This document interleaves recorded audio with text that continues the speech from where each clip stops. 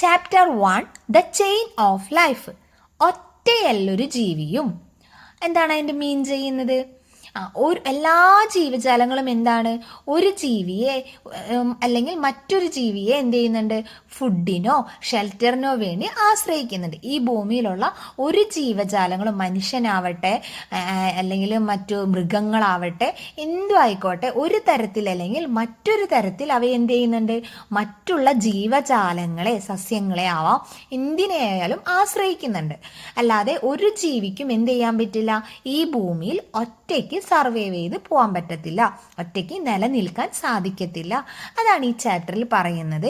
എങ്ങനെയാണ് അവ മറ്റുള്ള ജീവജാലങ്ങളെ ആശ്രയിക്കുന്നത് എന്നുള്ളതിനെ കുറിച്ചൊക്കെയാണ് എന്ത് ചെയ്യുന്നത്, നമ്മൾ ഈ ചാപ്റ്ററിൽ ഡിസ്കസ് ചെയ്യുന്നത്. ദ ചെയിൻ ഓഫ് ലൈഫ്, അല്ലെ, ലൈഫിന് എന്താണ്, ഒരു കണ്ണികളായിട്ടാണ് life. The chain of life, എങ്ങനെയാണ് അതിൻ്റെ കണ്ണികൾ എന്നുള്ളതിനെ കുറിച്ചൊക്കെ നമ്മൾ ഈ ചാപ്റ്ററിൽ സംസാരിക്കും. ആദ്യം തന്നെ ഇതിലെന്താ കൊടുത്തിരിക്കുന്നത്, നല്ല ഭംഗിയുള്ള, നമുക്ക് എല്ലാവർക്കും ഇഷ്ടമുള്ളൊരു ജീവിയാണ്, അല്ലേ, ഒരു കിളിയുടെ പിക്ചറാണ് അതിൽ കൊടുത്തിരിക്കുന്നത്. ആ കിളിയുടെ പേരെന്താണ്, അതിൻ്റെ മെയിൻ ആയിട്ടുള്ള ഫുഡ് എന്താണ്, അതെവിടെയാണ് താമസിക്കുന്നത് എന്നുള്ളതൊക്കെയാണ് ചോദിച്ചിരിക്കുന്നത്. എന്തുകൊണ്ടാണ് അവിടെ താമസിക്കാൻ കാരണം എന്നുള്ളതൊക്കെയാണ് ആ ചോദ്യം. ഏത് കിളിയാണ്, നമുക്ക് എല്ലാവർക്കും അറിയാവുന്ന കിളിയാണത്, അല്ലേ, പൊന്മാൻ. പൊന്മാൻ എന്ന് വെച്ചാൽ എന്താ, കിങ് ഫിഷർ ആണ്, അല്ലേ, കിങ് ഫിഷർ പൊന്മാനാണത്. അതിൻ്റെ മെയിൻ ആയിട്ടുള്ള ഫുഡ് എന്താ, നമുക്കറിയാം, അല്ലേ, കുഞ്ഞു കുഞ്ഞു മീനുകളാണ്. നമുക്ക് ആ പൊന്മാൻ എവിടെയാണ് നമുക്ക് കാണാം എപ്പോഴും, ഏതെങ്കിലും ഒരു മരത്തിൻ്റെ ഇതേപോലെ തന്നെ കുളത്തിലേക്കോ അല്ലെങ്കിൽ പുഴയുടെ തീരത്തേക്കോ ഒക്കെ ആയിട്ടുള്ള ചെറിയ ചെറിയ ചെടികളുടെ കമ്പുകൾ നീണ്ടിട്ടുണ്ടാവും. അതിൻ്റെ മുകളിൽ ഇങ്ങനെ പുഴയിലേക്ക് നോക്കിയിരിക്കുന്നുണ്ടാവും, അല്ലേ, വല്ല കുഞ്ഞു കുഞ്ഞു മീനുകൾ, അതായത് അതിന് പിടിച്ച് തിന്നാൻ കഴിയുന്ന ആ വലിപ്പത്തിലുള്ള മീനുകളൊക്കെ പൊന്തി വരുന്നുണ്ടെങ്കിൽ അത് നോക്കി ഇങ്ങനെ ഇരിക്കുകയായിരിക്കും, അല്ലേ. അത് വരുമ്പോൾ അത് പിടിച്ച് ആ കൊമ്പിന് വേഗം പറന്നു പോയിട്ട് എന്ത് ചെയ്യും, ആ കിളി, ആ ഒരു ഫിഷിനെ പിടിച്ചിട്ട് അത് ഭക്ഷണമാക്കും. അപ്പം അതിന് വേണ്ടിയിട്ട് അതെന്ത് ചെയ്യും, ആ ഒരു കിളിക്കൊമ്പുമ്മൽ വെയിറ്റ് ചെയ്തിരിക്കണം നമുക്ക് കാണാൻ സാധിക്കാറുണ്ട്, അല്ലേ. ഇനി അപ്പം അതിൻ്റെ ഫുഡ് എന്താണെന്ന് നമുക്കറിയാം, എന്താണ്, സ്മോൾ ഫിഷാണ് അതിൻ്റെ ഫുഡ്. ഇനി അതെവിടെയാണ് താമസിക്കുന്നത്, മരക്കൊമ്പിലാണോ അത് താമസിക്കുന്നത്? അല്ല. ഈ ഇതിൻ്റെ ഫുഡ് എന്താ, മീനാണെന്ന് പറഞ്ഞു, അല്ലേ നമ്മ. അപ്പോൾ ആ ഫിഷ് എവിടെയാണ് ഉണ്ടാവുക, ചെറിയ ചെറിയ അല്ലെങ്കിൽ ജലാശയങ്ങളിലായിരിക്കും എന്തുണ്ടാവുക, അതിൻ്റെ ഫുഡായ മീൻ ഉണ്ടാവുക. അപ്പോൾ അതെവിടെയായിരിക്കും താമസിക്കുക, ജലാശയങ്ങൾക്കരികിലുള്ള മാളങ്ങളിലായിരിക്കും, അല്ലേ. അപ്പം അതിൻ്റെ ഭക്ഷണം കഴിക്കുന്നതിൻ്റെ തൊട്ടടുത്ത് എവിടെയെങ്കിലും ആയിരിക്കും അത് താമസിക്കുക. അല്ലാതെ ഭക്ഷണത്തിൽ നിന്നും ഒരുപാട് അകലെ പോയി എവിടെയെങ്കിലും പോയിരുന്നത് താമസിക്കത്തൊന്നുമില്ല. എല്ലാ ജീവജാലങ്ങളും എന്താ ചെയ്യുക, അവരുടെ ഭക്ഷണം ലഭിക്കുന്ന ആ ഒരു ഏരിയയിലായിരിക്കും എന്ത് ചെയ്യുക, അവ താമസിക്കുക. കാരണം നമുക്ക് ജീവൻ നിലനിർത്താൻ നമുക്ക് എന്ത് വേണം, ആഹാരം വേണം. അപ്പോൾ ഈ കിങ് ഫിഷറിൻ്റെ ആഹാരം ലഭിക്കുന്ന ആ ഒരു ഏരിയയിലായിരിക്കും. അപ്പോൾ kingfisher lives in burrows on river banks or near ponds. എന്താണ് അതിൻ്റെ അർത്ഥം? കിങ് ഫിഷർ ജീവിക്കുന്നത് ചെറിയ ചെറിയ ചെറിയ മാളങ്ങളിലാണ്. എവിടെ? ഒന്നുകിൽ പുഴയുടെ തീരത്തോ അല്ലെങ്കിൽ ചെറിയ കുളങ്ങളോ അങ്ങനെയുള്ളതിൻ്റെ തീരത്തായിരിക്കും ആര് താമസിക്കുന്നത്, കിങ് ഫിഷർ താമസിക്കുന്നത്. അടുത്ത് ചോദിച്ചിരിക്കുന്നത് എന്താണ്, ആടിൻ്റെ ഫുഡ് എന്താണ്? ആടിൻ്റെ ഫുഡ് എന്താണ്? ആട് മെയിനായിട്ട് എന്തൊക്കെയാണ് കഴിക്കുന്നത്? പുല്ല്, പ്ലാവില, അതൊക്കെയാണ്, അല്ലേ. ഗ്രാസ്, ലീവ്സ് ഒക്കെയാണ് എന്ത്, ഗോട്ടിൻ്റെ ഫുഡ് എന്ന് പറയുന്നത്. അതുപോലെ മറ്റുള്ള which other creatures feed on parts of plants. പുല്ല് അല്ലെങ്കിൽ പ്ലാന്റ്സിൻ്റെ ഭാഗങ്ങൾ കഴിക്കുന്ന, പുല്ല് അല്ലെങ്കിൽ അങ്ങനെ സസ്യഭാഗങ്ങൾ കഴിക്കുന്ന മറ്റു ജീവികളുടെ പേരുകൾ പറയാനാണ് പറഞ്ഞത്. നമുക്കറിയാം, അല്ലേ, പിക്ചറിൽ തന്നെ രണ്ടെണ്ണം കൊടുത്തിട്ടുണ്ട്. എന്തൊക്കെയാണ്?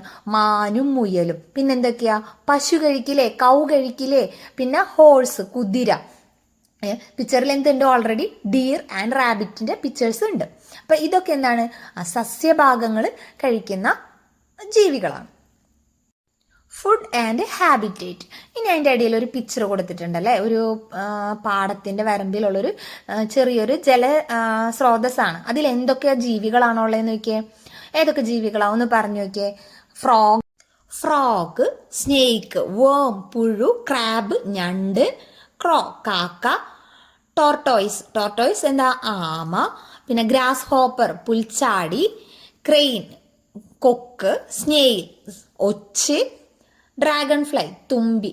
ഇവയൊക്കെ എന്തിലുണ്ട്? നമുക്ക് ആ ഒരു ചെറിയ ജലശേഖരത്തിൽ കാണാൻ കഴിയുന്നുണ്ട്. പിന്നെ ചോദിച്ചിരിക്കുകയാണ്, which of these creatures feed on plants? ഈ കാണുന്നതിൽ ഏതൊക്കെ ജീവികളാണ്, ആ ഒരു തടാകത്തിന്റെ പിക്ചറിൽ കാണിച്ചതിൽ ഏതൊക്കെ ജീവികളാണ് പ്ലാന്റ്സ് കഴിക്കുന്നത്? ഏതൊക്കെയാണ് പ്ലാന്റ്സിന്റെ പാർട്സ് അല്ലെങ്കിൽ പ്ലാന്റ്സ് കഴിക്കുന്ന ജീവികൾ? സ്മോൾ ഫിഷ്, അതിൽ സ്മോൾ ഫിഷ് ഉണ്ട് അല്ലേ, ചെറിയ മീനുകൾ എന്ത് ചെയ്യും? പ്ലാന്റ്സ് കഴിക്കും. പിന്നെയോ ഗ്രാസ് ഹോപ്പർ കഴിക്കും. പുഴു, വേംസ് എന്താണ് കഴിക്കുക? പുല്ലിന്റെ പാർട്സ് ആണ് കഴിക്കാറ്. Which creatures feed on small fish? അതിൽ തന്നെ ഏതാണ് ഈ കാണിച്ചിട്ടുള്ള പിക്ചറിൽ ഏതൊക്കെയാണ് ഈ സ്മോൾ ഫിഷിനെ, ചെറിയ മീനുകളെ കഴിക്കുന്ന ജീവികൾ ഏതൊക്കെയാണ്? ഫ്രോഗ് എന്ത് ചെയ്യും? നമ്മുടെ വേംസിനെയും കഴിക്കും, പിന്നെന്താണ്, ഫിഷിനെയും കഴിക്കും അല്ലെ. ഫ്രോഗ്, ടോർട്ടോയിസ്, ക്രെയിൻ, ക്രാബ്, ക്രോ, ലാർജ് ഫിഷസ്. ചെറിയ ഫിഷിനെ വലിയ ഫിഷും കഴിക്കും. അപ്പം ഇങ്ങനെയുള്ള ജീവികളൊക്കെയാണ് ആ പിക്ചറിൽ കാണിച്ചിട്ടുള്ളത്. ഇനി അടുത്തൊരു ഇത്, കംപ്ലീറ്റ് ദ ഇല്ലുസ്ട്രേഷൻ. ഈ ഒരു പിക്ചറിൽ കാണിച്ചിട്ടുള്ളത് കംപ്ലീറ്റ് ചെയ്യാനല്ല പറഞ്ഞു. എന്താണ്? പ്ലാന്റിന് ആരെ കഴിക്കണേ? സ്മോൾ ഫിഷ് കഴിക്കും. പിന്നെ നമ്മൾ നേരത്തെ പറഞ്ഞു അല്ലെ, എന്തൊക്കെയാ കഴിക്കുക? Small fish, grass hopper, worms. ഇതൊക്കെ എന്താണ്? പ്ലാന്റ്സ് കഴിക്കുന്നതാണ്. പിന്നെയോ ഈ സ്മോൾ ഫിഷിനെ ആര് കഴിക്കും? ലാർജ് ഫിഷും ഫ്രോഗും കഴിക്കും. ഈ ഫ്രോഗിനെയും ലാർജ് ഫിഷിനെയും ആര് കഴിക്കും? ക്രെയിനും കഴിക്കും, ക്രോയും കഴിക്കും അല്ലേ.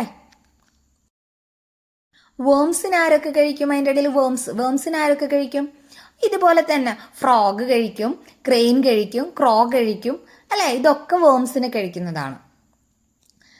അതുപോലെ അടുത്തത് എന്താ കൊടുത്തിരിക്കണേ? പ്ലാന്റ്സ് കഴിക്കുന്ന എന്തൊക്കെയാണ്? ഡീർ, പിന്നെ റാബിറ്റ്, ഗ്രാസ് ഹോപ്പർ, മാൻ, മുയൽ, പുൽച്ചാടി. ഈ മാന അല്ലെങ്കിൽ ഡീറിന് ആരൊക്കെയാ കഴിക്കുക? ടൈഗർ കഴിക്കാം, ലയൺ കഴിക്കാം, ലിയോപാഡ്, വൂൾഫ്, ഫോക്സ്. ഇതിനൊക്കെ എന്താണ്? ഡീറിനെ കഴിക്കുന്ന ജീവികളാണ് അല്ലേ, നമുക്കറിയാം. അതുപോലെ റാബിറ്റിനെയോ, ഈ പറഞ്ഞ എല്ലാ ജീവികളും റാബിറ്റിനെയും കഴിക്കത്തില്ലേ. അപ്പൊ അതിലേതെങ്കിലുമൊക്കെ പേരുകൾ നമുക്ക് എഴുതാം കേട്ടോ. നിങ്ങൾക്കിപ്പോ ടൈഗറിനോ ലയണെന്നോ വൂൾഫ് നമുക്കറിയാവുന്നതാണ് ഏതൊക്കെ ജീവികളാണ് ഇവയെ കഴിക്കുന്നത്. അപ്പം ഏതെങ്കിലുമൊക്കെ പേരുകൾ ഇതിലെഴുതാം. അതുപോലെ ഗ്രാസ് ഹോപ്പർ, ഡീറിൻ്റെ റാബിറ്റിൻ്റെ നിങ്ങൾക്കറിയാവുന്ന ആ പേരുകളിൽ ഏതെങ്കിലുമൊക്കെ ഓരോന്ന് എഴുതാം. പിന്നെയോ ഗ്രാസ് ഹോപ്പർ എന്ന് പറഞ്ഞാൽ എന്താണ്? പുൽച്ചാടിയാണ്. പുൽച്ചാടിനെ ആരാ കഴിക്കാം എന്ന് പറഞ്ഞേ? ഒന്നുകിൽ ക്രോ അല്ലെങ്കിൽ ക്രെയിൻ. പിന്നെയോ മെയിനായിട്ട് എന്താണ്? ഫ്രോഗ് അല്ലെ, പുൽച്ചാടികളെ കഴിക്കുന്ന ഫ്രോഗ്. പിന്നെ ഓന്ത്.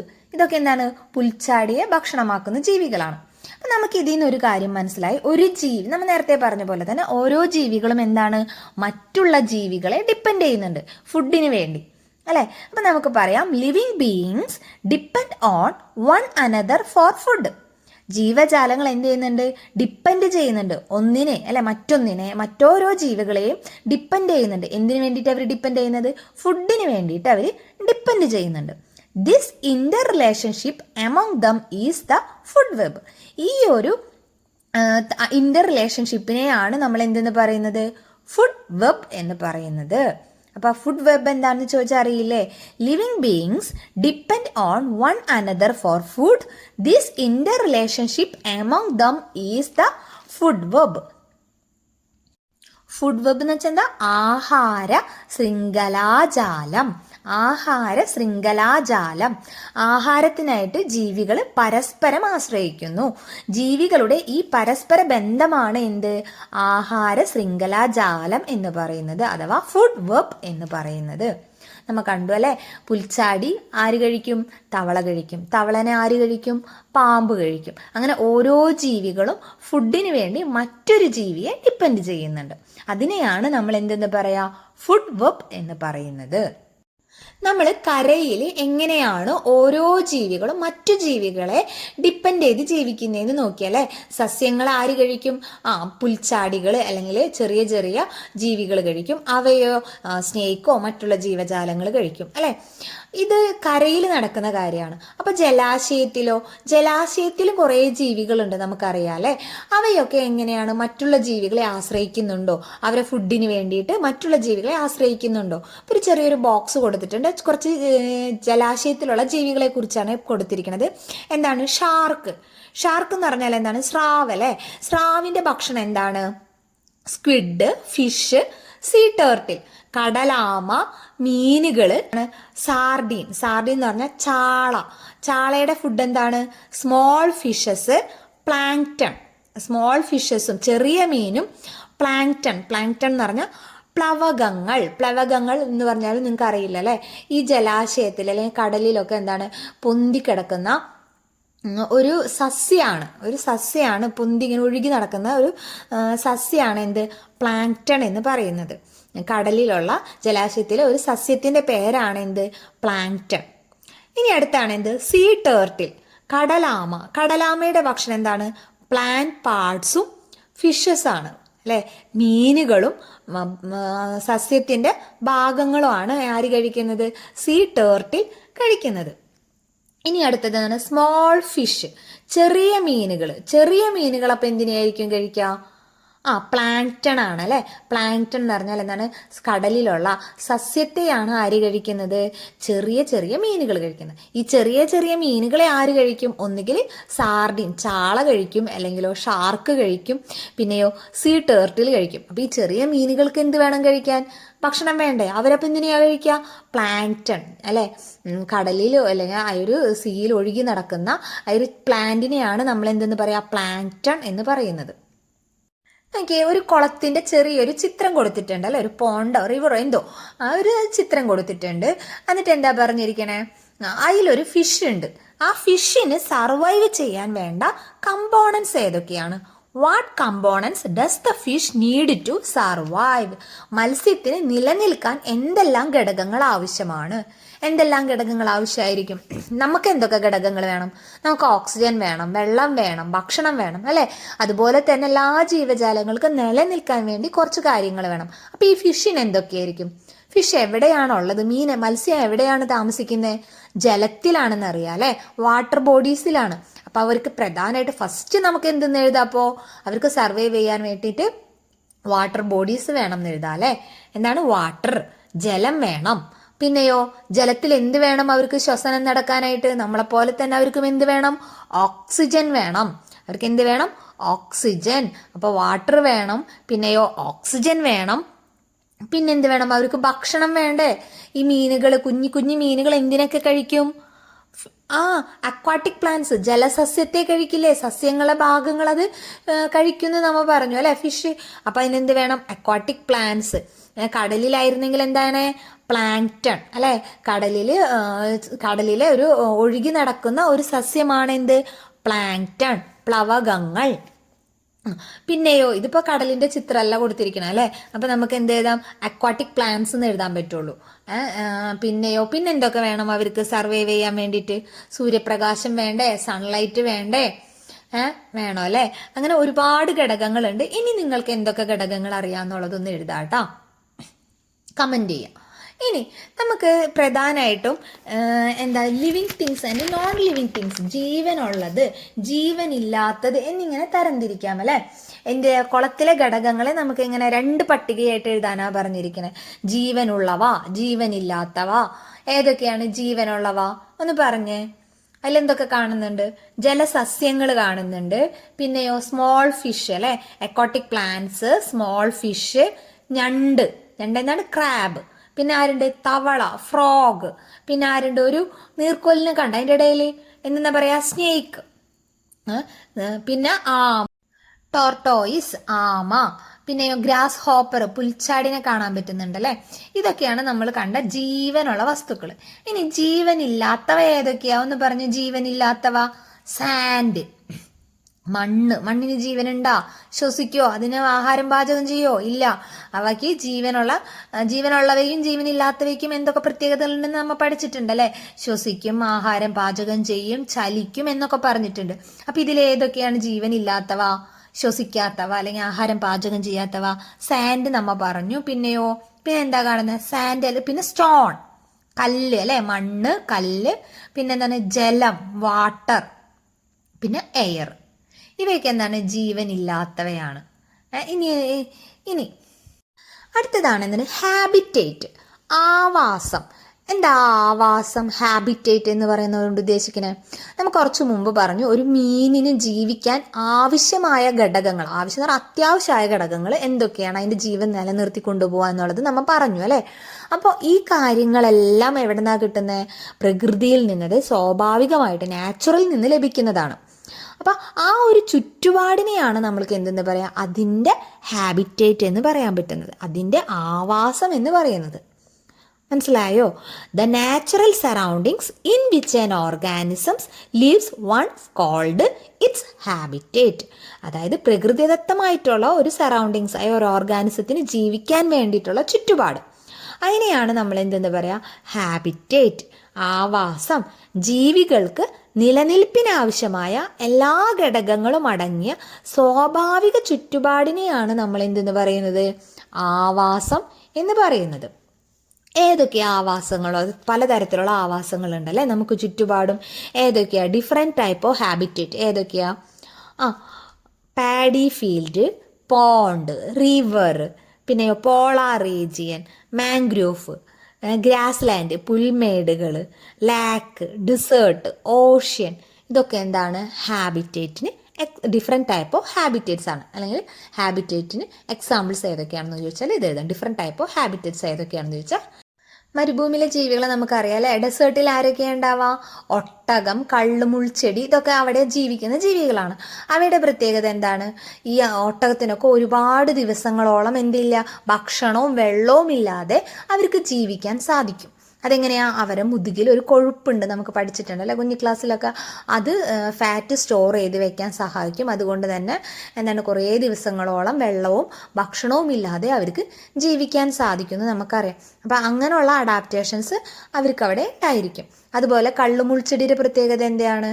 അവയുടെ സ്റ്റെമ്മ് ഭയങ്കര തിക്കായിരിക്കും അല്ലേ. പിന്നെ ലീവ്സ് ഉണ്ട്, ഇനി ഇലകളുണ്ടാ? ഇല്ല. അതിനെന്താണ്, ഇലകളൊക്കെ മോഡിഫൈ ചെയ്തിട്ട് എന്തായി, മുള്ളുകളായി മാറിയിട്ടുണ്ട്. എന്തിനു വേണ്ടിയായിരിക്കും? അവിടെ വളരെ ചൂടാണ്. അപ്പം എന്താ, ജലം വളരെ കുറവേ ലഭിക്കൂ. അപ്പോൾ ആ ലഭിച്ച ജലം എന്തായി പോവരുത്, ആവിയായിട്ട് നീരാവിയായിട്ടൊന്നും പോവാൻ പാടില്ല. അപ്പോൾ ആ ഒരു കാര്യങ്ങളൊക്കെ റിഡ്യൂസ് ചെയ്യാൻ വേണ്ടിയിട്ട് അവരുടെ ഫീച്ചേഴ്സ് അതനുസരിച്ച് മാറിയിട്ടുണ്ടായിരിക്കും. പിന്നെന്താണ്, അവയ്ക്ക് മരുഭൂമിയിലുള്ള ചെടികൾക്ക് എന്താണ്, വേരുകൾ വളരെ ആഴത്തിൽ താഴ്ന്നിറങ്ങുന്നവയായിരിക്കും ജലം ലഭിക്കാൻ വേണ്ടിയിട്ടൊക്കെ.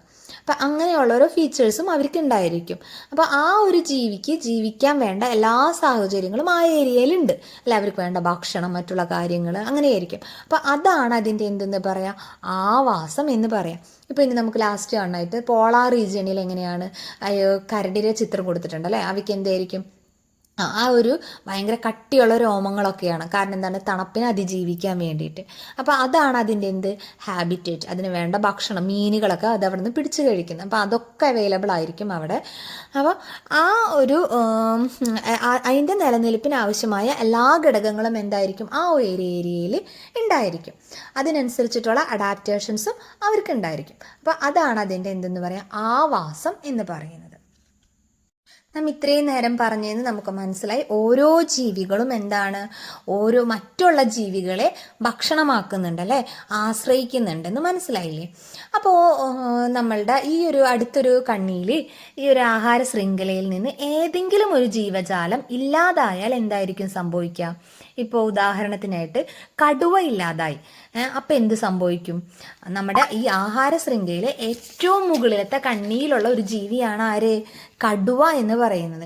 അവയുടെ എണ്ണം എന്തായിരിക്കും? അങ്ങനെ ആഹാര ശൃംഖല താഴെയുള്ള ജീവികളിൽ എന്തായിരിക്കും, കൂടുതൽ എണ്ണം ഉണ്ടായിരിക്കും. ഇപ്പോൾ പുല്ല് കുറേ ഉണ്ടാവും. പുല്ല് തിന്നുന്ന ഗ്രാസ് ഹോപ്പർ അത് കുറേ എണ്ണം ഉണ്ടാവും അല്ലേ. ആ പുല്ലുകൾ കഴിക്കുന്ന, പിന്നെ ഗ്രാസ് ഹോപ്പർ അല്ല മാത്രമല്ല, ഈ പുല്ലുകൾ കഴിക്കുന്ന ജീവികൾ കുറേ ഇല്ലേ. ഗ്രാസ് ഹോപ്പർ മാത്രമല്ല, മറ്റുള്ള ജീവികളുണ്ട്. അതുപോലെ ഗ്രാസ് ഹോപ്പറിനെ കഴിക്കുന്നത് തവള മാത്രമല്ല, അങ്ങനത്തെ ഒരുപാട് ജീവികളില്ലേ. അത് കൂടുതൽ എണ്ണമായിരിക്കും അല്ലേ. തവള, പാമ്പ്, അല്ലെങ്കിൽ എന്താ ഓന്ത്, അങ്ങനെയുള്ള കുറേ ജീവജാലങ്ങൾ ഉണ്ടായിരിക്കും. പക്ഷെ അത് മുകളിലേക്ക് പോകും തോറും എന്തായിരിക്കും, ഇവയുടെ എണ്ണമല്ല, പലതരത്തിലുള്ള ജീവികളുണ്ടായിരിക്കും അല്ലെ. പുല്ല് കഴിക്കുന്ന പലതരത്തിലുള്ള ജീവികളുണ്ടായിരിക്കും. ആ പുല്ല് കഴിക്കുന്ന ജീവികളെ തിന്നുന്ന ജീവികളും കുറേ തരത്തിലുള്ളതുണ്ടായിരിക്കും.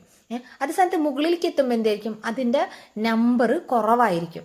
കടുവ, പുലി, സിംഹം അങ്ങനെയുള്ളത് അങ്ങനെ കുറച്ച് ജീവികൾ മാത്രമേ എന്ത് ചെയ്യുന്നുണ്ടാവുള്ളൂ, അതിൻ്റെ താഴെയുള്ള ജീവികളെ കഴിക്കുന്നുണ്ടാവുള്ളൂ. അപ്പം നമുക്ക് എന്ത് പറയാൻ പറ്റും, കടുവയുടെ എണ്ണമൊക്കെ കുറഞ്ഞു കഴിഞ്ഞാൽ, ഈ കടുവ എന്നൊക്കെ പറയുന്നത് എന്താണ്, ഏറ്റവും മുകളിലുള്ള ഭക്ഷ്യശൃംഖലയുടെ ഏറ്റവും മുകളിലുള്ളതാണ് എന്ത്, കടുവ. ഈ കടുവകൾ ഇല്ലാതാകുമ്പോൾ കടുവയുടെ ഭക്ഷണമായ മാൻ അല്ലെങ്കിൽ കുറുക്കൻ, കാട്ടുപോത്ത് എന്നിവയുടെ ഒക്കെ എന്ത് ചെയ്യും, എണ്ണം വർദ്ധിക്കും. അത് നമ്മളുടെ സന്തുലിതാവസ്ഥ അല്ലെങ്കിൽ ആവാസ വ്യവസ്ഥയെ എന്ത് ചെയ്യും, അത് എഫക്റ്റ് ചെയ്യും. മനസ്സിലായി? അതുപോലെ മറ്റേത് ജീവിയാണെങ്കിലും, ഈ കടുവ തന്നെയല്ല, ഏതൊരു ജീവിയാണെങ്കിലും അവയുടെ എണ്ണം അവയില്ലാതായി കഴിഞ്ഞാൽ അവയുടെ താഴെയുള്ള ജീവികൾ, അവർ കഴിക്കുന്ന ജീവികൾ എന്ത് ചെയ്യും, അവർ ഓവർ പോപ്പുലേഷൻ ആവും അല്ലേ. അപ്പം എണ്ണം കൂടുതലാവും, ഓവർ പോപ്പുലേഷൻ ആവും. അത് നമ്മളുടെ ആവാസ വ്യവസ്ഥയെ എന്ത് ചെയ്യും, എഫക്റ്റ് ചെയ്യും.